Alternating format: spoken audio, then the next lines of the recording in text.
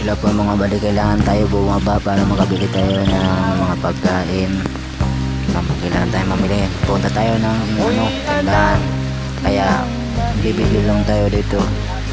At ayun, ito yung mga lugar na salat sa yaman. Maagang nawala si ama. Ang ina ko na may mahina